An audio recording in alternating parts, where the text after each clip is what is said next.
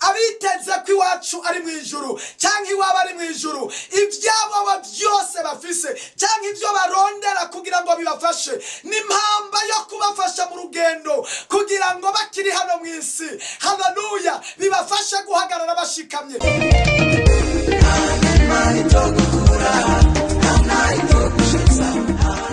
Shalome shalome mwebwe mwese abakunzi b'umusaraba, abizigiye canke abiteze kumva inzamba, abiteguye kumva kamo k'umumarayika mukuru adede muri nzamba bagasanganira umwami ku bicu, abo Paulo yavuze ngo tweho iwacu ni mu ijuru. Ndabaramukije amahoro y'Imana abane namwe. Imana ishimwe, Imana ihabwe icubahiro. Muriko muganira na Pasteur Nduwimana Joseph, umwungere w'ishengero ryo kwihana no kuruhukira muri Yesu, Eglise de la Repentance.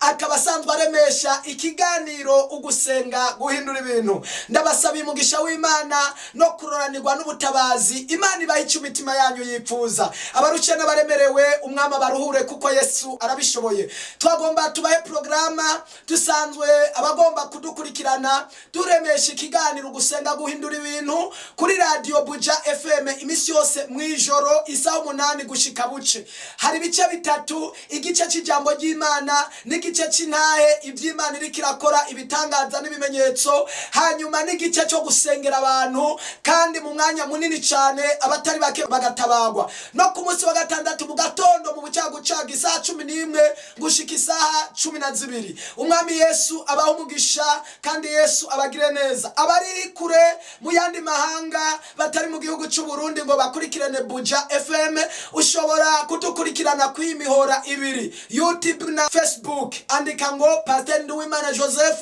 ucuhita ubona urukurikirane rw'ijambo ry'Imana, ubutumwa bwiza bubohora hamwe n'intahe ibitangaza n'ibimenyetso Imana ikora. Erega data n'ubu aracakora nk'uko yabivuze mu ijambo ry'Imana, nguko yamye ejo n'uyu munsi aracakora. Ijambo tugomba gusoma ni ririya ryafashije umutima wanje nawe ryo gufasha, ni ririvuga ngo hariya muri Zaburi ya 37 umurongo waho wa 23 haravuga ngo iyi ntambuko z'umuntu zishigikiwe n'Uhoraho. Imana ishimwe, Imana ishimwe. Akanezerererwa inzira y'Uhoraho, haleluya, Imana ishimwe. Iyi ntambuko z'umuntu zishigikiwe n'Uhoraho. Nagomba ndakubwire harahiriwe abantu bashigikiwe n'Uhoraho. Reka ndakubwire, iyo dusomye hariya muri Matayo hari ubutumwa bwiza buvuga ngo abahigwa baribo. Imana ishimwe cyane. Abahigwe s'abantu babakira mu rwego rukomeye cyane, ariko nabyo ni byiza, turipfuza gukira kugira dukorera Imana. Nagomba nkubwira ngo ibintu byose Imana yoguha, yoba amafaranga, yoba icubahiro, yoba amashuri, bwoba ubwenge, bwoba kumenya indimi, ku mugambi w'Imana yabiguhaye kugira ngo ubikoreshe mu kuyikorera, kugira ngo intambuko zawe zishigikirwe n'Uhoraho. Abiteze ko iwacu ari mu ijuru cyangwa iwabo ari mu ijuru, ibyabo byose bafise cyangwa ibyo barondera kugira ngo bibafashe n'impamba yo kubafasha mu rugendo kugira ngo bakiri hano mu isi, haleluya, bibafashe guhagarara bashikamye. Iyi ntambuko z'umuntu rero zishigikiwe n'Uhoraho, uwo muntu abahiriwe. Imana ishimwe. Nasomye amajambo meza cyane yanejereje umutima wanje hariya muri Zaburi y'125 havuga ngo abizigiye Uhoraho bameze nk'umusozi Siyoni udashobora kunyeganyizwa. Imana ishimwe. Nk'umusozi Siyoni, nk'uko imisozi ikikije Yerusalemu ngo niko akikije abantu biwe.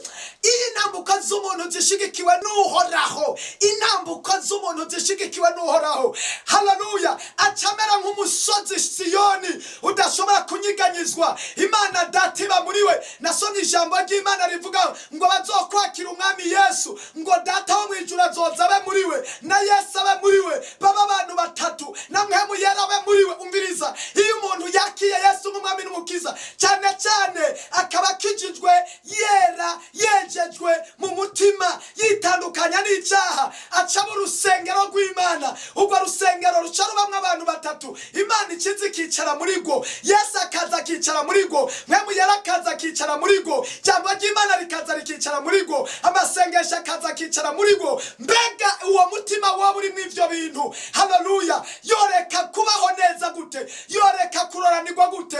Haleluya, haleluya. No kuvuga ngo ikimuhiga data carahaguruka, Yesu acahaguruka, mwemu yaracahaguruka. Ubushobozi bw'Imana, Imana ishimwe, buca bumukorera muri we. Iyi ntambuko z'umuntu zishigikiwe n'Uhoraho, uwo muntu aba ari protege, uwo muntu aba arinzwe, uwo muntu haleluya akurikiranwa n'inyonga z'Uhoraho. Birivuga ngo uwo muntu ngo Imana imuhoza kwinyonga, imbonero z'Uhoraho zihora kuyo muntu zimukurikirana haca hose. Iyi ntambuko z'umuntu, Imana ishimwe, Imana ihabwa icubahiro, zishigikiwe n'Uhoraho. Uhoraho amuhanga kw'amaso, ijuru riramukurikirana, Yesu aramukurikirana. Uwo muntu arahiriwe. Mwene data mukundwa uri kurankurikirana, rwana intambara yuko intambuko zawe zoshigikirwa n'Uhoraho. Wa mukobwa we, wa mupapa, mwene data, mutamakazi, mukozi w'Imana unkurikirana aho uri hose, rwana intambara, intambuko zawe zishigikirwe n'Uhoraho. Cyane cyane Uhoraho akunezerererwe. Ndabona birashoboka yuko ibyaha ari byo bitandukanye umuntu n'Imana. Rwana intambara, uragomba Imana data wa twese mu ijuru ikuburanire, ikuvuganire. Gerageza intambuko zawe zishigikirwe n'Uhoraho. Uragomba kumenya umuntu yashigikiwe n'Uhoraho, kurikirana intaye. Nanje ndashima Imana ko yatanze yerekwa ry'ibuye ikariha umwungere wacu. Hari muri iyi ndwi Imana yankoreye ikintu gikomeye cyane, kandi Imana yagikoze kubwa rya buye. Ubwanje nayo nagerageje biranka, ariko nibuka ko mfise ibuye kanafata rya buye ndarikoresha. Imana yankoreye igitangaza. Yesu nashimwe. Amen.